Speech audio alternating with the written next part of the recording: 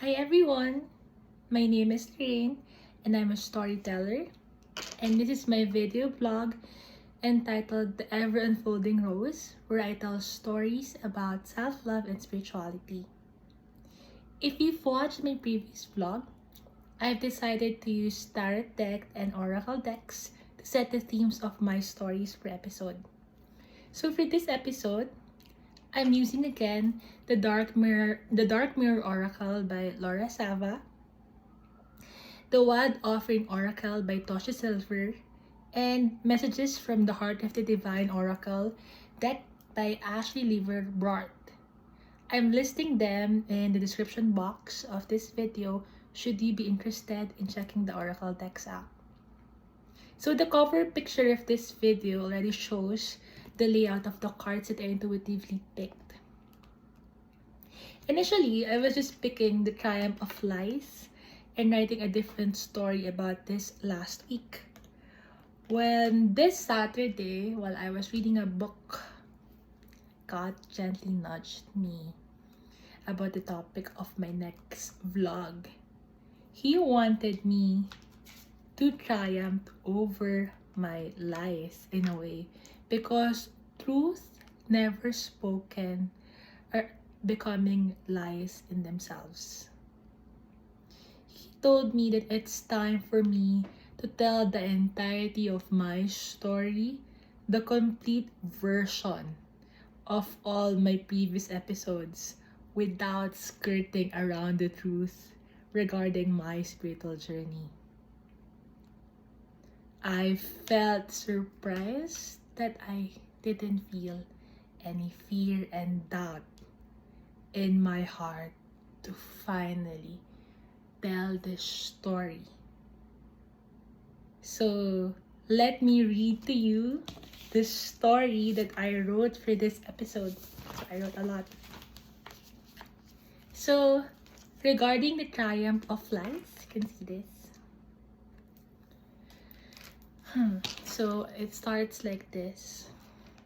In this world, an age of advanced technology, when everything is in haste, where everyone feels that they will be late for something, where there is instant gratification, where we need something to read, we can just do it with a summary instead of losing weight, for example, by working hard at the gym, changing your lifestyle.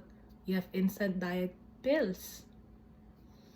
For beauty, we have instant whitening pills. We have different pills for everything. We even have happy pills.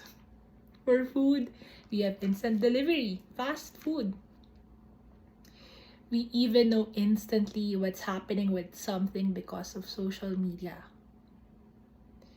This world has become increasingly fast-paced, that all of us are being swept along in its tide, becoming more fixated with this fast, exciting, glittery world. I too was swept in this fast-paced world.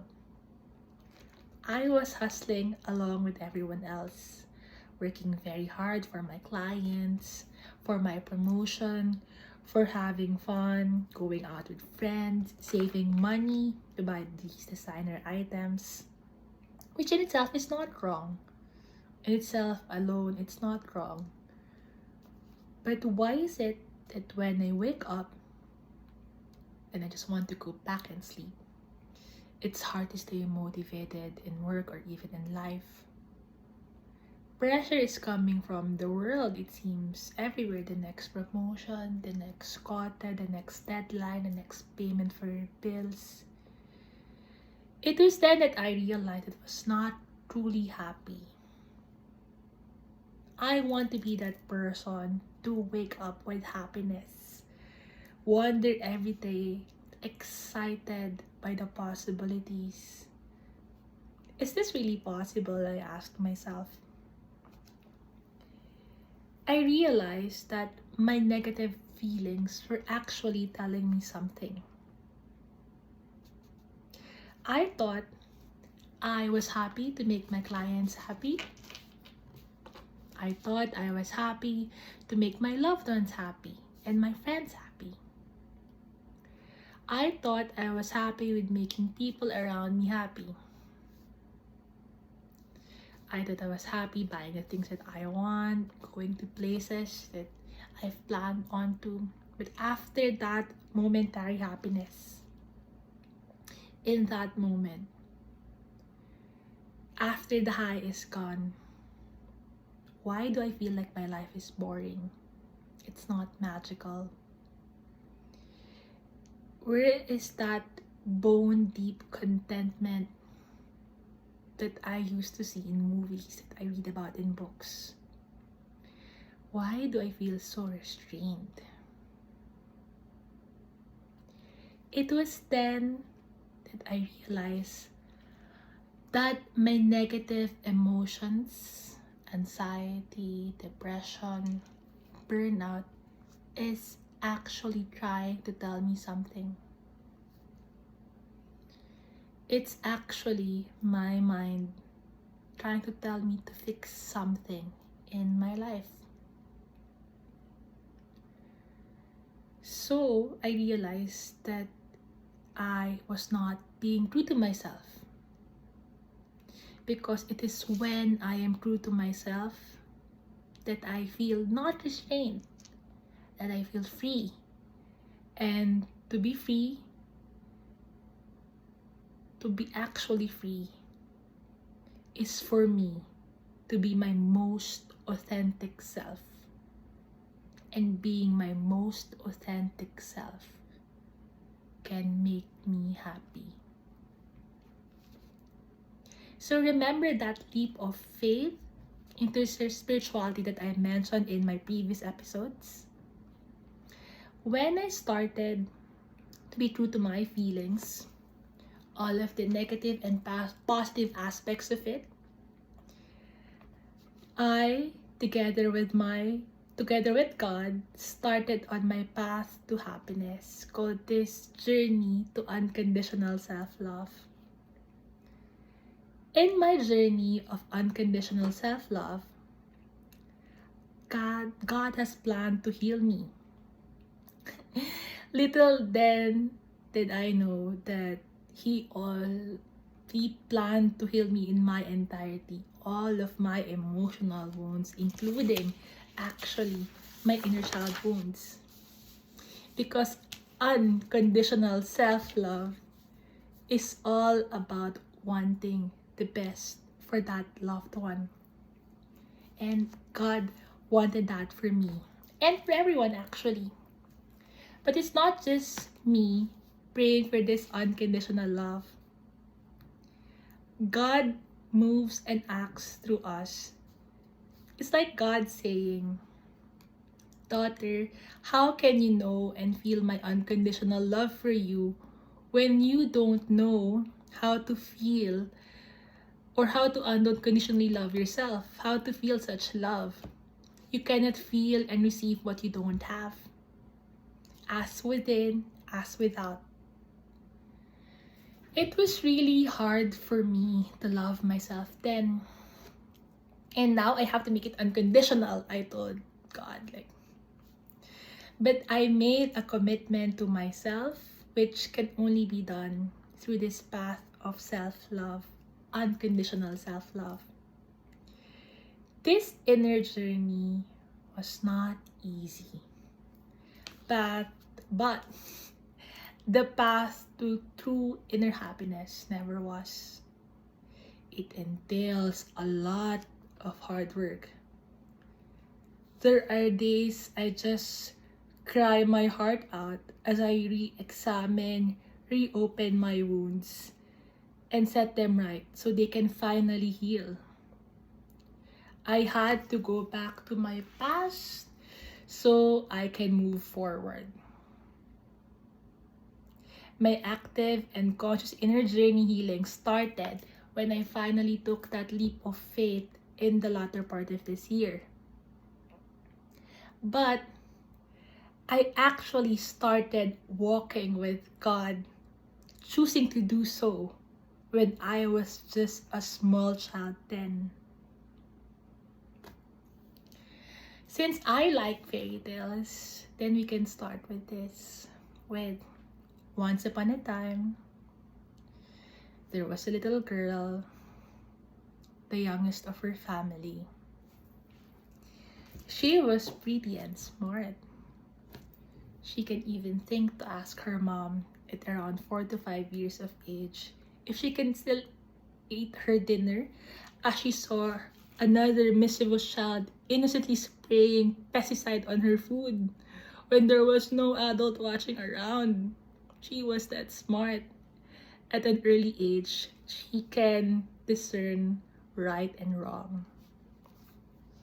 She loves drawing, writing stories on surfaces not really intended for writing. She believes in magic and fairy tales. At around 5 to 6 years old, this girl woke up with her father hugging her. She then noticed her mom across the room with her back to the door, sitting on the floor, crying brokenly. Her mom was then crying to her dad, asking to let her little child go. It was then that this little girl noticed that while her dad was hugging her, he was holding a gun also, a loaded gun at that. The little girl became aware that something is really wrong, and she was scared with the gun being so close to her. She knew guns can kill. Remember, she's smart even with the pesticide. So she asked herself, was her dad wanting to kill her? She was so scared. She could not speak out. She didn't remember what happened next. But that incident marked her and made her very, very insecure towards her parents. In fact, she had no memory if her parents talked to her about the incident. She then turned 6 years of age. At around that time, at one incident, she was dragged by a relative inside a locked room in that relative's house. She was made to do some things, and some things were done to her that she inherently felt were not right. In fact, the said relative warned her not to tell what was done to anyone else. That made the little girl worry. She thought that incident was the end of it. But it was just the beginning of a nightmare for her. She thought she can find protection in group, around with her other playmates. But somehow, this relative was able to still isolate her and do things to her against her will.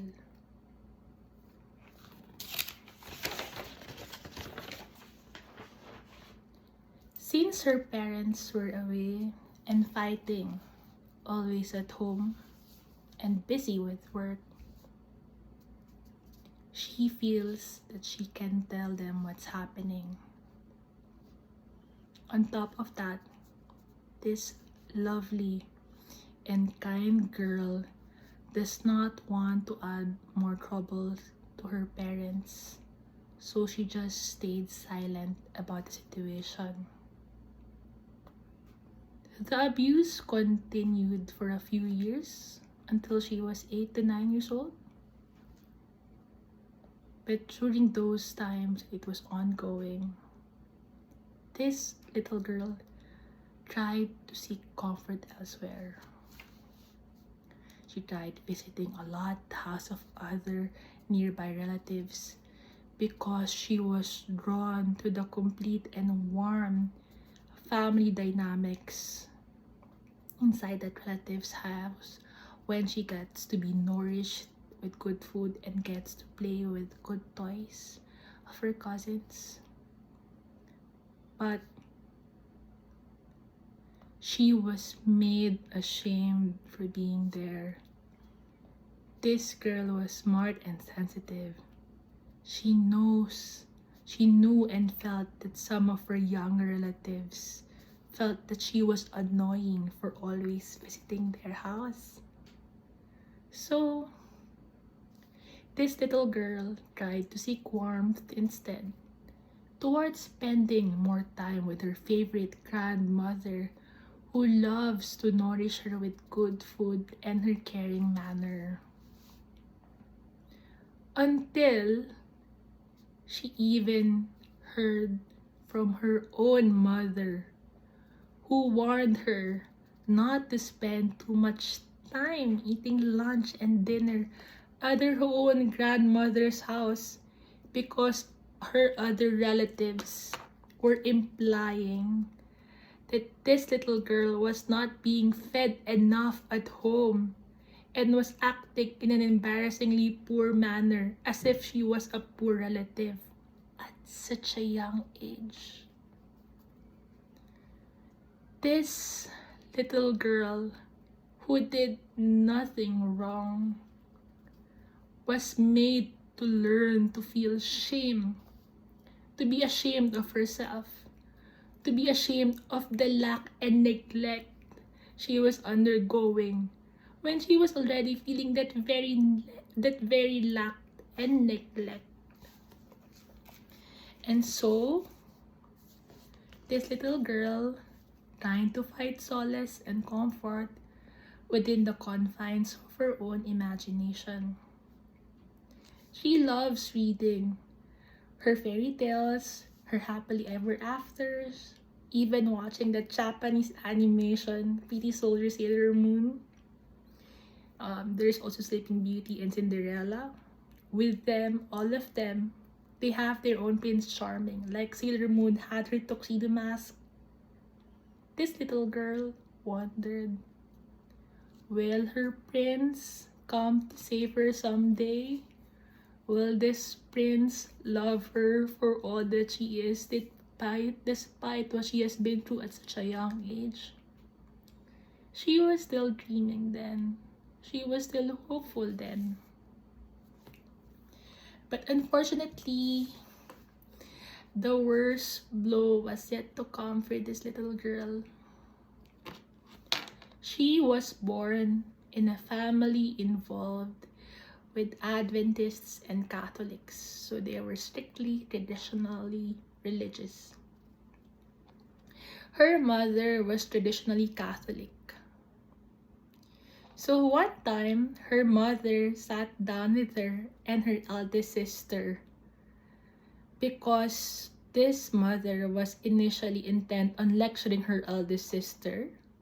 But then she decided to also include this little girl who was just around 7 or 8 years old at that time, because the mother said so that I could just do the lecture at one go. In this lecture, her mother was telling both her and her eldest sister that women are supposed to stay untouched or be virgins until after marriage. Otherwise, others will see them as dirty and broken, and no one will want them. No one will marry them. No one will love them. The little girl, though she kept silent about it while she was listening, was devastated to hear that. But she couldn't tell anyone how she feels because remember, she doesn't want to throw her family into another turmoil. This brave, beautiful, and strong girl, at a time when children should be happy, innocent, and carefree, did her best to protect first her loved ones because she felt that she will bring more trouble between families when abusive things done to her gets out. She was thinking, ready, those things at such a young age. So this brave, strong, and beautiful girl decided still to keep silent about the issue to protect her loved ones. But when she was alone, no one knew the tears of pain she shed. She even prayed to God, asking God, is there any hope to save her? Can she be free from the pain? Can she be truly happy and be loved for who she is despite what has happened to her, this little girl?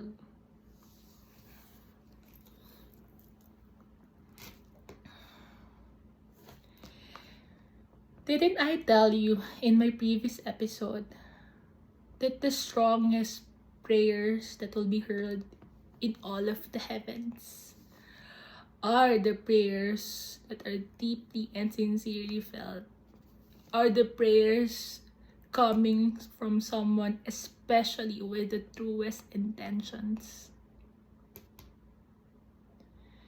Imagine how powerful the prayers of an innocent child is, specifically when it is done from the deepest recesses of her heart and with her most intense emotions, which is pain and sadness in this case.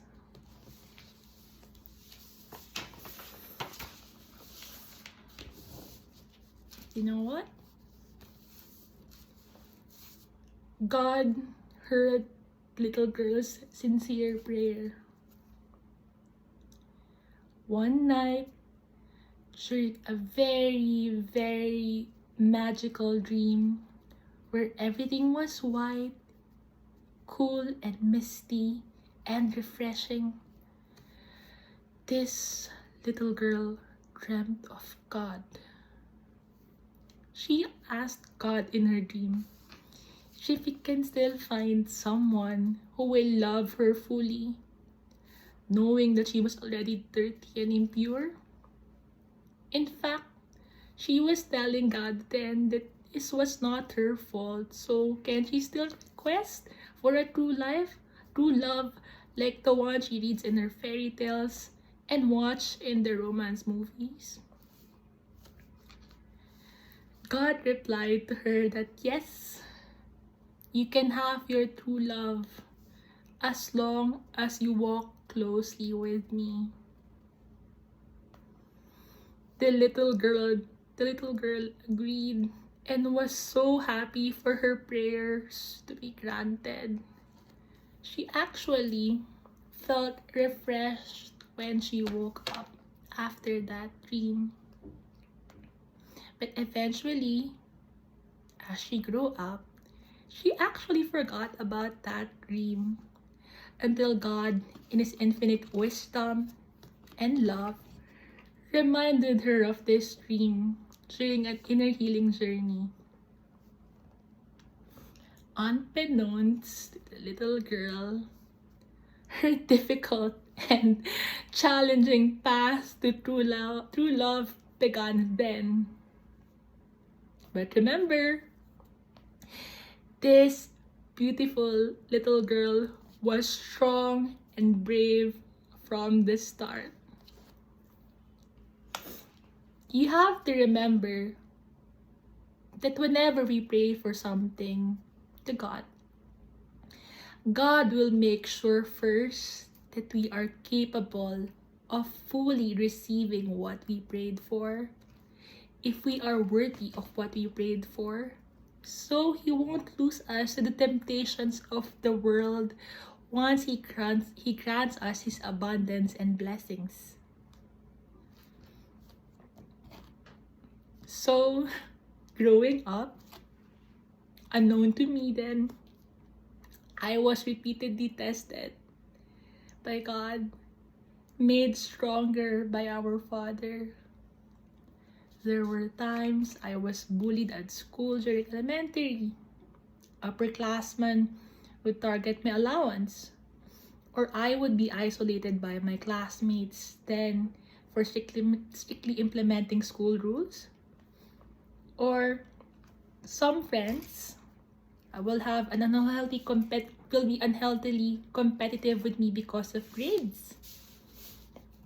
But I didn't retaliate. I didn't escalate the issue. I almost always just choose to walk around and focus on myself. People mistake this kindness for being weak, but this is actually the more difficult path I learned later on. Choosing not to act out my negative emotions towards others. Instead, excuse me, a moment. I had to pause the video a while ago to compose myself. So, coming back to where I stopped. So, as I was saying, it is actually the more difficult path to walk away. And I learned that later on. Instead of choosing to act on your negative emotions towards others, what I did is to use those negative emotions as fuel to motivate myself to become better, thereby transforming negative emotions to positive emotions for my personal development. Of course, every day I still make mistakes too, and I learn from them, but I try my best never to actively and intentionally wish someone evil, or do some harm against others. Even in one of my workplace, a superior treated me markedly different from others. This superior, short of actually telling me to my face that this superior hates or dislikes me immensely, this superior has done all else to let me know in other actions that this superior hates me. I was really scared of this superior then, and I just tried my best to avoid this superior. In fact, the people at my workplace knew then that I sincerely prayed for the superior's happiness. I was telling my colleagues at work that if this superior is really happy with life, hopefully to overflowing, then hopefully some of those happiness would trickle down also in the workplace and also indirectly affect me. But I never retaliated. I choose to walk away. Throughout my journey, I was very blessed that even though I still experience betrayal from friends, from colleagues, instead of retaliating against them and actively doing something against them, or even sending them ill intents, I just wish at the height of my anger for them to get karma. When we call karma actually on another person, we actually ask the Lord to judge others instead of us doing so. If they have good karma, then good. But if not, calling upon karma is actually calling upon divine judgment. let the Lord be your judge. But the darkest night of my soul, the biggest test of my life, came last year.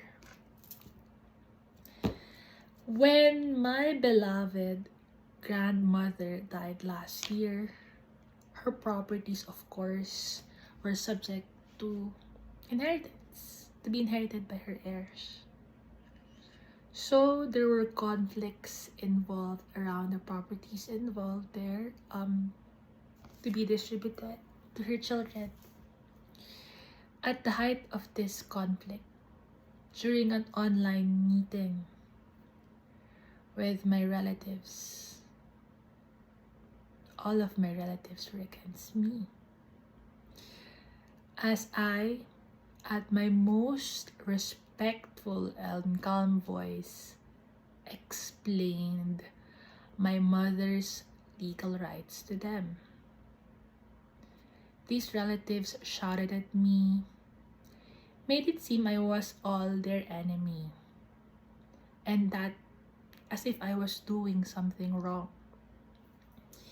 Even the elder ones were just relying on the fact that they were my elders, kept shouting at me as if I have done something wrong. Imagine, I sought to protect my own mother for her inherited land, which compared to her siblings was not that much. All the people in the family knows that my mom cannot defend herself against her siblings. And when someone as strong as me comes in to protect her out of love, they all turn against me. Why? Why? Were they scared of me? Well, I was not that helpless child back then that was abused, bullied, and mistreated. As God was my witness then, no one in that online meeting with my so-called family spoke for me, defended me, or sided with me during that time, or even after the meeting. This was the extended family I have never thought to harm and never did something against to. It even involved a particular family which I sincerely loved with all of my heart, which even has a mother figure for me, and cousins which I treated as my own siblings. I maintained my calm composure throughout that online meeting, even with my camera open. I was trying to look them in the eye, but then most of them have turned their video camera off. After the video call, I was so angry. I never felt such anger before, such betrayal. I felt all of them, triggered all of my childhood wounds all over again. It was the first time in my life that I want to move actively against other people. I wanted to show them exactly why they all ganged up on me. I know why during that video call. They were all scared of me, of what I can do. I fanned the flames of my anger then. I was saying to myself, I am a lawyer, and not just any lawyer. I come from one of the best law schools in the country. If not the best, because the other law school from Rockwell would dispute that. In fact, I precisely went to law school because of this. Because I know that my relatives will fight over properties once my grandmother dies, and my family will be swallowed alive by our relatives if I don't do something to protect it.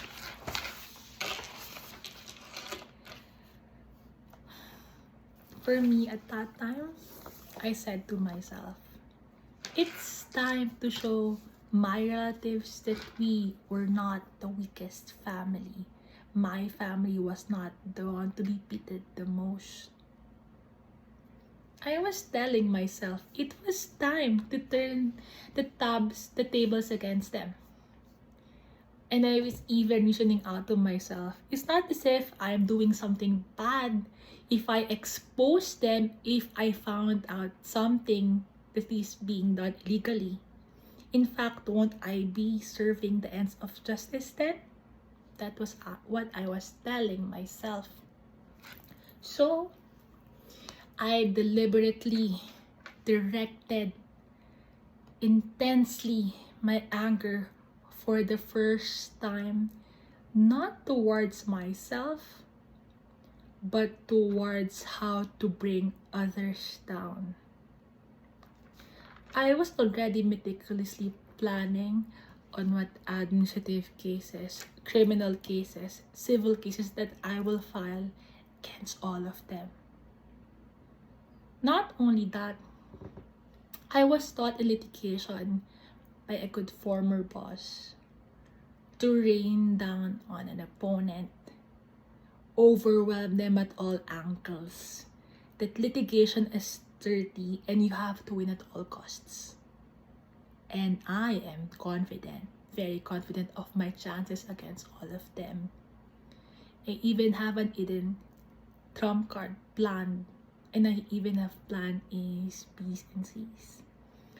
Aside from these cases against each family, I was prepared to call in all the favors I have cultivated from friends and colleagues. I know they will respond to my SOS because I never ask, and I don't usually ask for help unless it's really, really important. And I am also not only planning to file numerous lawsuits against them, I wanted to make life harder for them. Give them a taste of their own medicine. I was planning to tap connections that I have with the government, different taxing authorities, Securities and Exchange Commission, even our local government executives. I was planning to tap a connection that didn't even involve my family at all. I was thinking, the enemies of my enemies are my friends. Further to that, I even planned to go as far as turning them against each other. Because I reasoned to myself, to fight the enemy, you have to weaken them first internally. And I already identified the weakest link within my relatives. I really plan to run a war against my family, with my elders and cousins themselves feeling such a pain. Such was my anger then, and I never felt so powerful. It was me being good girl gone bad at that time. But remember, I was walking with God, and I didn't realize I was being tested at that time by Him. And it was the most difficult test of my life because it hit me so close and reopened all of my childhood wounds. They were hurting me again. And there was another betrayal on top of that, of another family whom I loved so much. It was so painful for me. So, I also, for the first time in my life, deliberately want them to feel how intensely I am hurting. I want to inflict the same pain on them. But God, in His infinite love and wisdom, sent divine intervention to warn me in the form of my eldest sister and my eldest male cousin. My eldest male cousin was actually around 10 years older than me. And at that time, he was actually scared of me. He was telling me that people, angry people, especially in the family, would just shout and make threats and bluster. But it was all just that, all bark, no bite. But he felt it, and he knew that it was different with me. He knew that I was making plans. I'm not simply making threats. I was making plans, and I was planning to go through it. Seeing this eldest cousin, male cousin of mine, being scared of me, and having my sister tearfully pleading at me, saying that she doesn't want me to lose any blessings that I am intended to receive if I continued down this path of taking matters onto my own hands, especially with my intention to hurt all of them. Both of these finally penetrated the haze of intense anger I surrounded myself with. And I put a stop to my toxic plans towards my family at that time. I decided with the heaviest heart to walk away. Definitely the hardest decision that I've ever made then. Knowing where I was coming from, knowing that my childhood traumas were triggered, and that a new betrayal was being extended to me by that time. In fact, this betrayal made me cry for several days as I finally said goodbye to this family in my heart. Mind you, I did not walk away graciously. I was angry at God Himself. I was telling Him, "Why are you doing this to me, God? You know how I was abused, bullied, neglected back then. Why can I not stand up for myself? Why can I not just file a case against them? Especially if it's their own fault, especially if I discover something illegal." In fact, I even ranted to God, "Why did you even make me a lawyer in the first place? Is this a decoration?" I was a rebellious, sarcastic child being walked away from the conflict by my father while I was throwing a tantrum at him during that time. But God, in His infinite wisdom and love, actually made me understand that He was testing me. People would normally leave everything to God when they have exhausted everything on their part and they can't do anything about it anymore. Hence, they leave everything to God.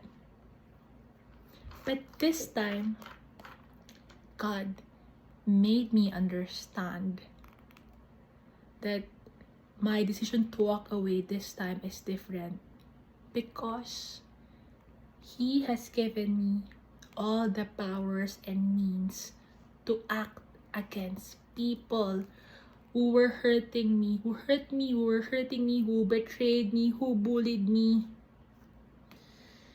And they came so close because they opened all of my childhood wounds. Do I move my hands against them and strike at these people who is causing me my deepest pain yet? Or do I walk away despite all of this power in my hands and surrender and leave everything to God?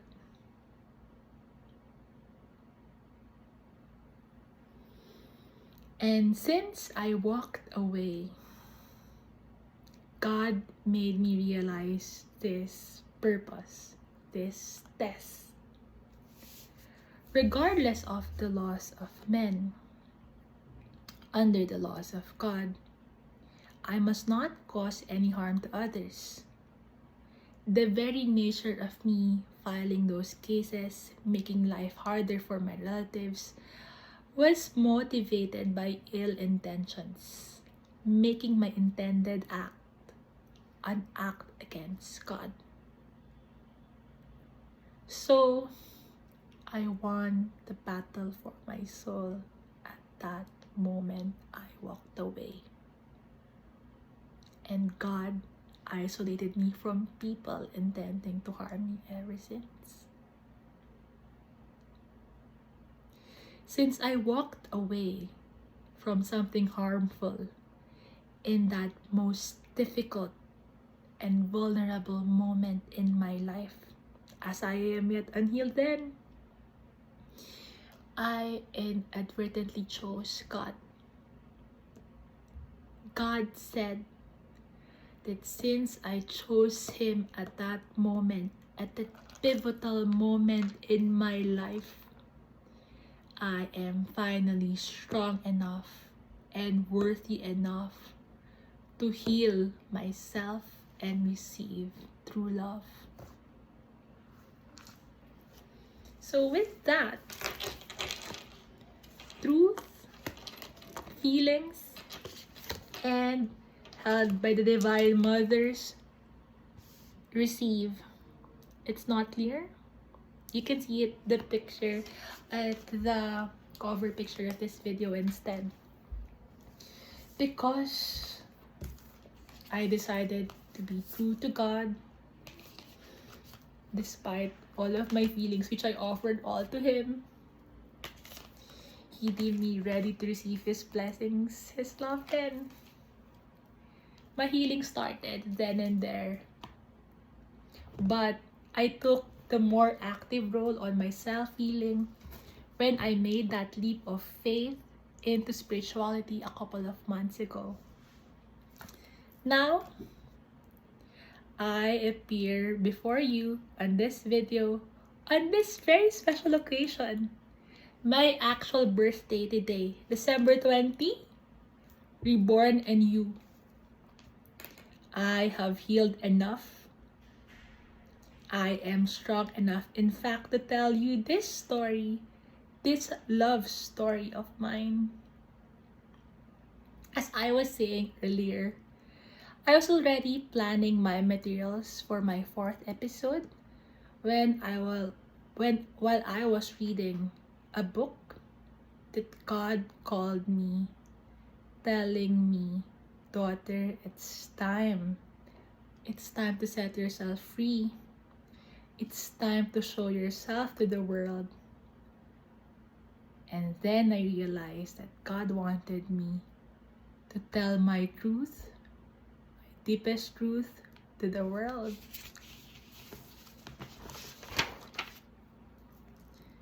And I was so surprised that I felt no fear and doubt in my heart that very Saturday.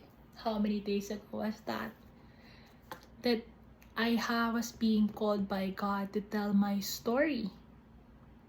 Imagine, God kept His promise to me, His promise of true love, a love that will unconditionally accept me for all that I am, for all that I will ever be, a love that will heal all of my wounds, a love that will make me whole, a love that will set me free, my true love.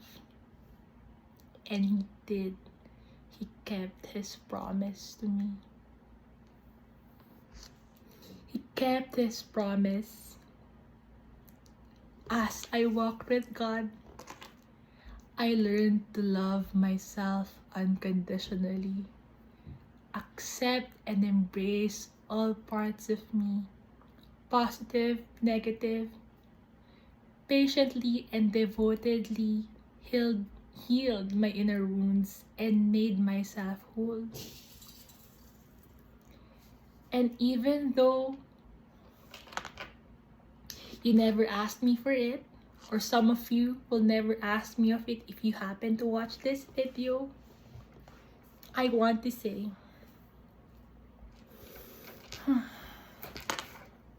I forgave you who sexually abused me as a child. I forgive you who neglected to care for me as a child. I forgive those of you who made me feel shame then, even though I did nothing wrong. I forgive all of those relatives who bullied me, who spoke ill of me, who betrayed me. I forgive that superior who bullied and traumatized me before. I forgive those former friends who betrayed me, or those who used me to further their personal agenda against others or for themselves. And I want to say that I am doing all of this just for myself, because I am also forgiving my own self for hurting me. I have hurt myself a lot. And in this inner healing journey, I learned that I don't need to know what your reasons were for doing all of these things to me. But what I know, it was all God's plan to strengthen me. Should any one of you be inclined to really want to say sorry, there's no need to say sorry. As I have closed my door in this, and as I've just said, that I have forgiven you. And what is actually more important is for you to learn sincerely how to forgive yourself. And you should be able to truly free yourself from the guilt in the process of doing so. In forgiving ourselves, we learn how to love ourselves better. We discover God residing within each of our hearts. When I was lost then, I didn't know how to heal I didn't know how to heal actually. I didn't know what I was supposed to do, why things happened the way it did.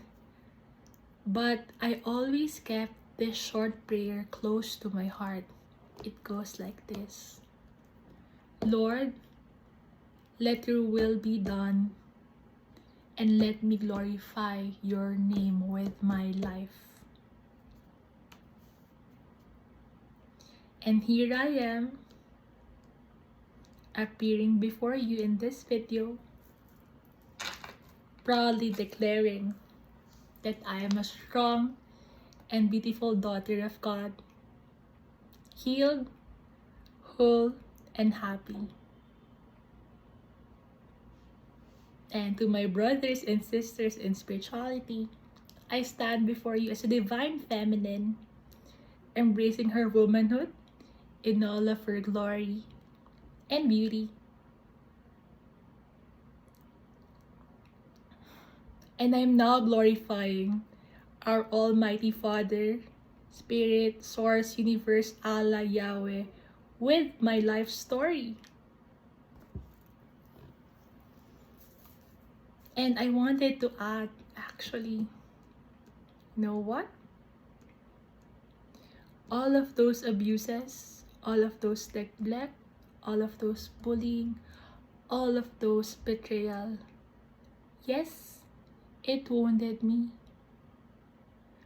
but it never broke me. Instead, it made me stronger. Yes, it made me stronger. It made me thrive. The light in my heart has never disappeared. I took the road less chosen, the more difficult road, to break this toxic cycle. And as I've said, I made this story not just my story, it's my love story with God. And I actually want to present the oracle cards that I've picked for the second part. The child I was meant to be, abundance, making it God's, very apt, and awakening the child. It's kind of blurry, but in the cover photo of this video, you can see at least the details of the card. So with this, especially the making it God's, this inner journey was not easy at all. Healing my emotional wounds and my inner child wounds was the most difficult thing, second to that test that I had, actually. And I realized that the most difficult person to love unconditionally are actually ourselves. To truly love oneself unconditionally, not in an egoistic or self-conceited way, but to truly love yourself with all of your heart, your mind, your soul, is actually a path to self-realization. It involves opening up your emotional wounds again, facing your inner demons and overcoming them, while being patient, caring, and nurturing towards yourself.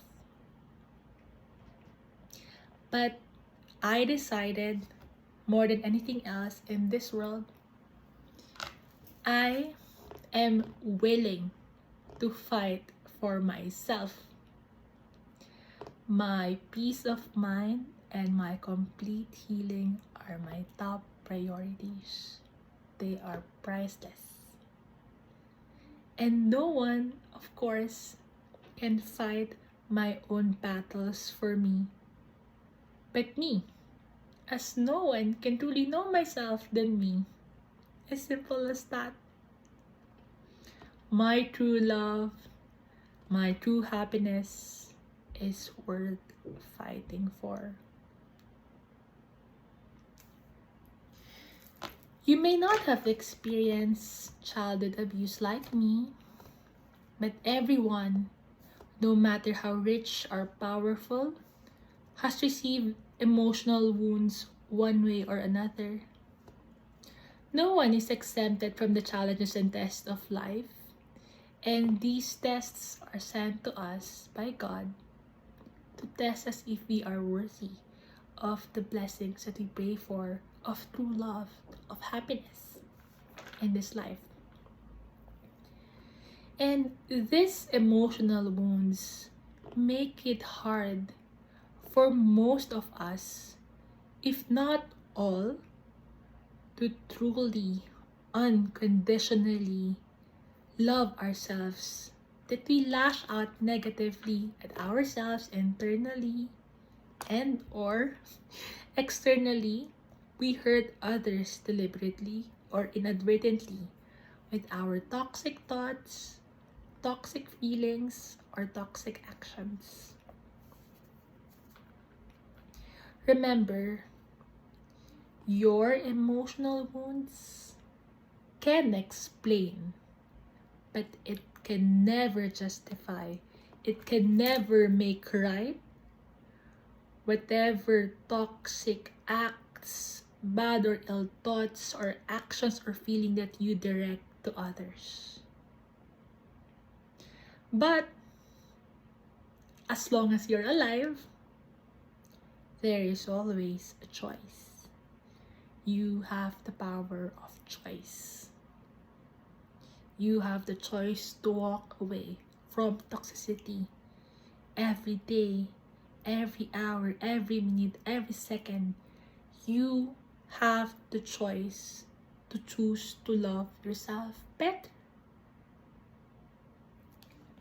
You always have a choice to start loving yourself unconditionally. Loving yourself unconditionally is akin to a parent loving her child unconditionally. Treating yourself with patience and love with every mistake that you commit. Speaking gently to yourself. And making the best choices for yourself. When I chose to walk away, when I chose to love myself, when I chose to focus all of my time, energy to myself, heart, mind, and soul, it was an act of me finally being true to myself. When I act truest to myself, I in effect act true and loving towards God, who is the supreme personification of unconditional love and truth. God is the purest source of love in this universe. He is the unconditional love, also known as divine love. And we are all created in the image and likeness of God. We are created from unconditional love. And when we, beings created from unconditional love, love our own selves unconditionally, we connect with God. We connect with divine love. We become embodiments of God's unconditional love within ourselves and this earth.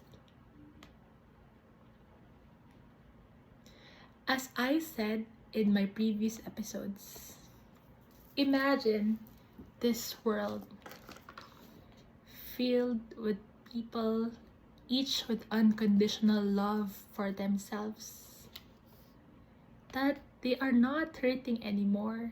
Therefore, they also won't hurt other people because they feel complete within themselves.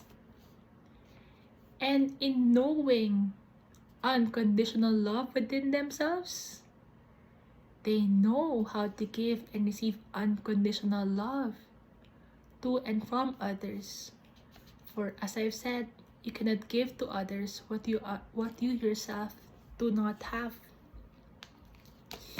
And you can only unconditionally love others when you first love yourselves unconditionally. People with unconditional self-love walking on this earth is embodying God in His purest form.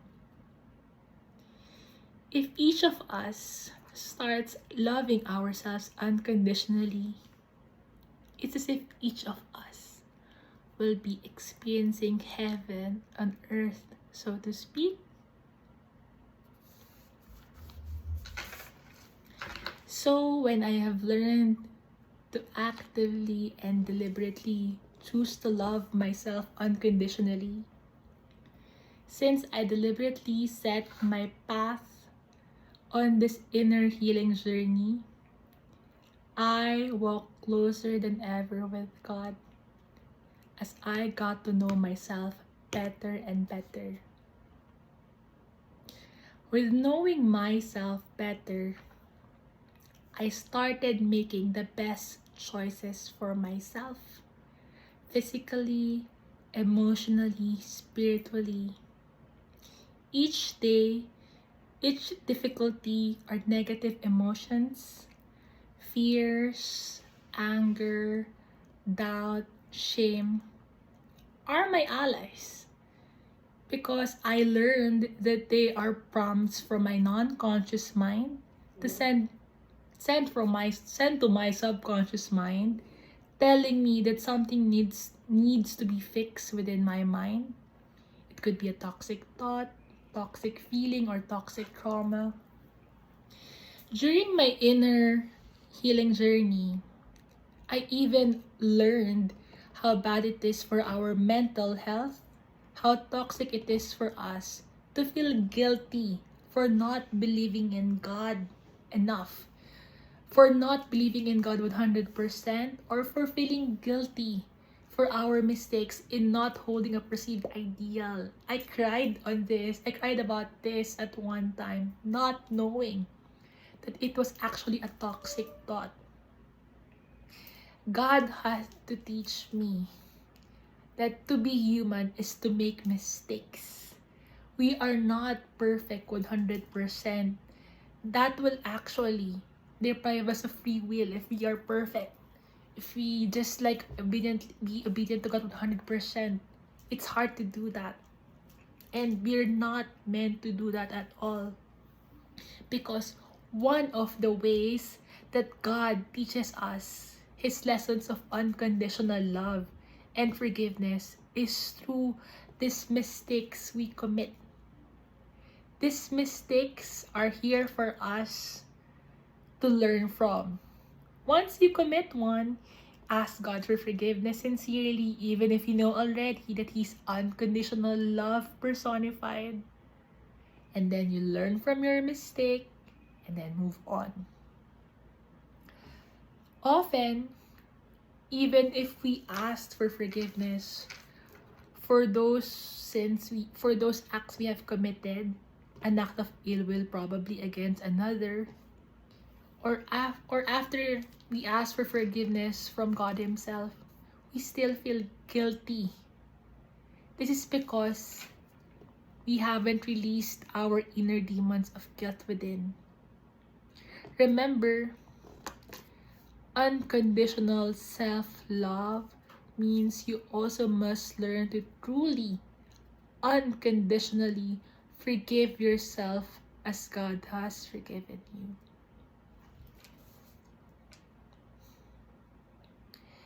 Another way that helped me, and maybe can help you process negative emotions of guilt, doubt, shame, or even help with your anxiety or depression, emotional traumas, is active mind management, or learning how to have more power over your thoughts and emotions. An example of a mind management tool that I recently discovered is found in the book of Dr. Caroline Leaf, entitled Cleaning Up Your Mental Mess: 5 Simple Scientific Proven Steps to Reduce Anxiety, Stress, and Toxic Thinking. I bought an ebook copy from Amazon, and this book made me realize I was already employing some of the techniques promoted in the book in reconceptualizing my toxic thoughts into positive ones. And these are not just mere affirmations that I am whole, I am healed, but her neurocycle method helped me become more proactive in catching my negative reactions, thoughts, feelings towards people, things, and then engage my mind in deep, thoughtful thinking of its source and how to reconceptualize these memories into thoughts, positive ones, into positive thoughts.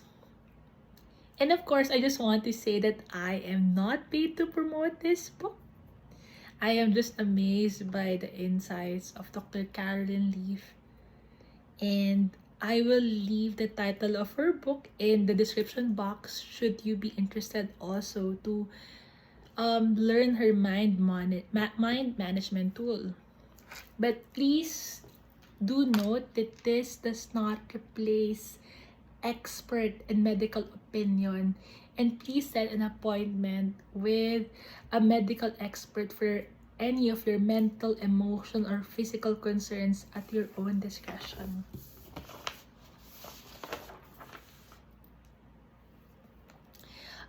I just wanted to add actually that I discovered Dr. Caroline Leaf's book through White Feather Tarot. She is one of my most favorite tarot readers on YouTube. She, alongside with Kino Tarot, Eso Tarot, and Sister Moon Tarot, helped me discover more about myself, which is an important part of my inner journey healing process. I will also list their names in the description box below should you want to visit their YouTube channel. And um as a final note, I would like to read portions on the description guide. Oops, I cannot show this because of nudity concerns of YouTube. Let's see. Can paste it here. Awaken inner child. It's still kind of blurry. And in that page, awakening the child. Joy is a high vibrational energy that is available all around us. It's found in the skies at sunset, in the laughter of children as they play, in the buzzing of a hummingbird as it drinks from a newly blossomed fuchsia, and in your heart as it experiences love in all of its many forms.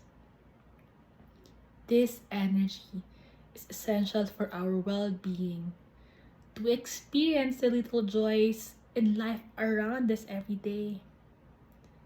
As children, we are more concerned, more connected to joy because we are present in play and have the innocence and curiosity to experience life in all of its endless magic. This card is calling you to return to that childlike sense of wonder, invoking playfulness and bearing witness to all of life's joys, dancing, playing, and reveling in the simplest magic of life.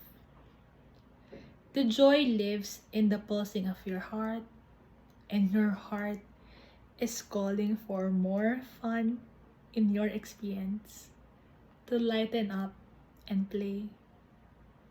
To experience more joy, you must move your energy down from thinking into being, to call upon the innocence and curiosity and delight of your child self. Let little you run the show for a bit. When you do this, you can bear witness to the joy all around and in turn experience increased vitality and creativity.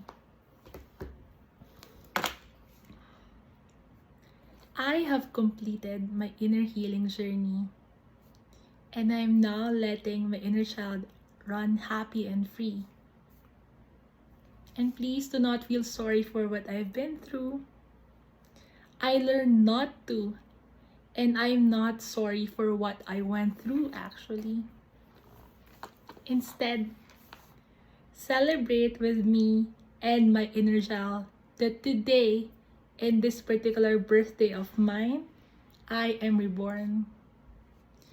God has made me whole again. God gave me true love, and I am glorifying His name with my life story. To my brothers and sisters in spirituality, I am a divine feminine, claiming my powers back and joining officially the collective in raising our vibrations higher to activate heaven on earth. Again, I am Loraine. I am the beloved of my Almighty Father. I am a messenger of love and truth, and this is my love story. Until next time!